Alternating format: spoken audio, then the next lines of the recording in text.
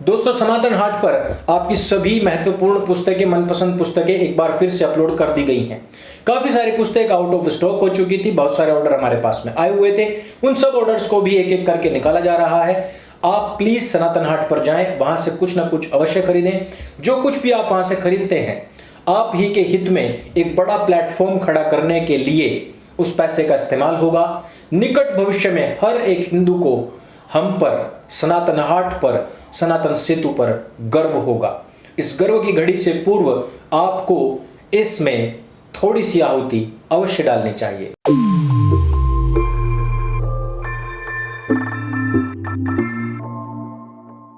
आज हम बात करेंगे किस प्रकार से जहांगीरपुरी में भले ही सुप्रीम कोर्ट ने बुलडोजर को रोक दिया हो, लेकिन यह बुलडोजर अगले 1 महीने तक इन घुसपैठियों के उन इलाकों में बजने वाला है जिनका नाम आपने बड़ा ही कुख्यात रूप में सुना होगा, और सबसे पहला नाम है शाहीन बाग का। इस विषय पर हम चर्चा करेंगे, लेकिन कुछ छोटे छोटे विषय जिनको हम रखना चाहते हैं। ये वही भारतवर्ष है जहां पर हजारों राम भक्तों के बीच में एक बुरखे वाली अल्लाहू अकबर के नारे लगा करके भी सुरक्षित रह सकती है, लेकिन यूनिफॉर्म सिविल कोड की बात करने वाले व्यक्ति को जान से मार देता है क्योंकि वो हिंदू है।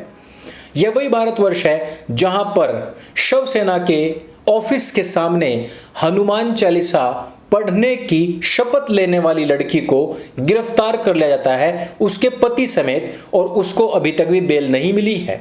मामला क्वैश होने की तो बात छोड़ दीजिए, बेल तक नहीं मिली है। यह वो भारतवर्ष है जहां पर गाय से नफरत इसलिए है क्योंकि वो हिंदू काफिरों और मुशरिकों की पूज्य है, और उस तलक के साथ में भी दुष्कर्म करने से मोमिन बाज नहीं आते हैं। भला हो उत्तर प्रदेश की गवर्नमेंट है और अब उसकी तशरीह सुझा करके लाल कर दी गई है। अगले कुछ दिनों तक वो बैठने लायक नहीं बचेगा। वो अलग बात है कि उस पर धाराएं गंभीर ही लगेंगी। उत्तर प्रदेश से मुझे याद आया कि आगरा कैंट जो रेलवे स्टेशन है, इसके ऊपर एक मजार बनी हुई थी जिसको कि अब हटा दिया जाएगा। अर्थात बुलडोजर तो बजेगा और पहले से 2 गुना बजेगा। वैसे मैं आपको यह बात कई बार बता चुका हूं, इस बात को हर बार नोटिस करना। मैं अब भी जब एयरपोर्ट से जा रहा था, वहां से भी मैंने फोटो लिया था और मैंने कहा था यह प्रार्थना कक्ष है, ये नमाज कक्ष नहीं है। इसका भरपूर प्रयोग आप लोग भी कर सकते हैं यदि आपके अंदर धर्म जीवित है तो मैं बता रहा था कि जितने भी एयरपोर्ट हैं, जितने भी मिलिट्री कैंप्स हैं, कैंटोनमेंट्स हैं, रेलवे स्टेशन और जितने भी सरकारी संपत्तियां हैं, इनके आसपास में आपको इनकी मस्जिदें, इनकी मज़ारें, इनके मदरसे यानी कि वक्फ बोर्ड की ज़मीन वहाँ पर आपको ज़रूर मिलेगी। और इसका कारण ये होता है ताकि ये लोग रेकी कर सकें। खरगोन इंदौर का जो हाईवे है, इस पर छोटे छोटे ऐसे इन्होंने अपने खुद के इस्लामिक कैंटोनमेंट्स बना रखे हैं ताकि जिस समय पर इंदौर कैंट से आर्मी निकले या रैपिड एक्शन फोर्स उधर से गुजरे तो इनके कैंटोनमेंट से ये फोन करके खरगोन जैसे संवेदनशील क्षेत्र में अपने लोगों को बता सकें कि यहां तक आर्मी की इतनी गाड़ी पहुंच चुकी हैं और वहां से तितर बितर हो जाओ या ये कांड कर दो, वो कर दो। ये सारे काम, ये मज़ारें जानबूझ करके रेलवे स्टेशन पर इस वजह से बनाई जाती हैं। नेल्लोर आंध्र प्रदेश में जिस समय पर हनुमान जी की शोभा यात्रा निकल रही थी, उस समय पर हिंदू मुस्लिम एकता की दुहाई देकर के हमको कोसने वाले और धमकियां देने वाले, फतवे निकालने वाले और एफआईआर कराने वाली कौम के लोगों ने हिंदुओं की तरफ गंदे और अश्लील अभद्र टिप्पणियां करते हुए गंदे गंदे इशारे भी किए, और यही नहीं, उनको लाठी, डंडे और तलवारें भी दिखाई। अब आप जरा सोचिए कि इस देश के अंदर जो सुप्रीम कोर्टें बने हुए हैं, देखते हैं कि कब तक इस बात पर स्वतः संज्ञान लेती है जिस प्रकार से उसने जहांगीरपुरी के घुसपैठियों के पक्ष में लिए हैं, जिस प्रकार से उसने अभी तक सभी इस्लामिक ताकतों के पक्ष में फैसले लिए हैं। मुझे नहीं लगता कि कोई भी स्वतः प्रेरित ऐसा फैसला हमारे सुप्रीम कोर्टें या मियां लॉर्ड्स लेंगे, लेकिन फिर भी सवाल तो बनता है कि आप लोगों के स्थान विशेष, आपकी तशरीफ में जो सेक्युलरिज्म के प्लास्टिक वाले कीड़े हैं जो कभी सड़ते नहीं, गलते नहीं, खत्म नहीं होते, उनके कारण से आप अपनी चिता नहीं कब्र खोदते जा रहे हैं। जून महीने के संसद सत्र में इस बात के पूरे चांस है कि यूसीसी को लाया जाएगा, और इससे पूरे चांस हैं कि 4 बीवी और 40 बच्चे का कॉन्सेप्ट जल्दी समाप्त होगा। हम दो हमारे दो तो सबके दो का जो कानून है वो भी लागू होने की पूरी पूरी उम्मीद हम कर सकते हैं कि उसकी शुरुआत जून महीने से हो जाएगी। एक तरफ K2S कह रहे हैं वो यूसीसी को नहीं मानते, लेकिन दूसरी तरफ देखने में आ रहा है कि मुजफ्फरनगर में एक आर्य समाज आश्रम में 8 मुस्लिमों ने अपनी घर वापसी कर ली है। मैं तो नाम देख करके हैरान था, राधा, गीता, ऋतिक, कृष्ण, इतने अच्छे अच्छे नाम इन बच्चों ने चयन किए हैं अपने। यहां पर भी इनको लग रहा होगा कि पता नहीं कौन से 18वीं या 17वीं या 14वीं शताब्दी के हमारे नाम रखे हुए हैं। मोइनुद्दीन, अलाउद्दीन, जितने भी प्यारे प्यारे नाम है वो जो भी बच्चे रखना चाहते हैं उनको शुद्धिकरण करके घर वापसी कर ही लेनी चाहिए। घर वापसी तो होगी, बुलडोजर की भी होगी और जहांगीरपुरी में अवश्यमेव होकर के रहेगी। लेकिन उससे पहले पूरी दिल्ली में जो वहाँ के जितने भी इस्लामिक नाम हैं, ऐसे नामों को बदल करके अब वास्तविक रूप में रखा जाएगा। ऐसे ऐसे दिल्ली के अंदर बहुत सारे गांव हैं दोस्तों कि जिनके नाम तो इस्लामिक हैं लेकिन वहाँ पर इस्लाम का ई भी नहीं है। वैसे मैंने आपको बताया था कि स्वामी ओमानंद जी ने बंटवारे के समय पर किस प्रकार से पटौदी को, बहादुरगढ़ को और आसपास का बवाना क्षेत्र जो था, इन सब को, झज्जर गुरुकुल के थे वो, उन्होंने K2A विहीन इस क्षेत्र को कर दिया था और सीधी चुनौती उस समय पर चमन सल्फेटिया नेहरू को भी दे दी थी।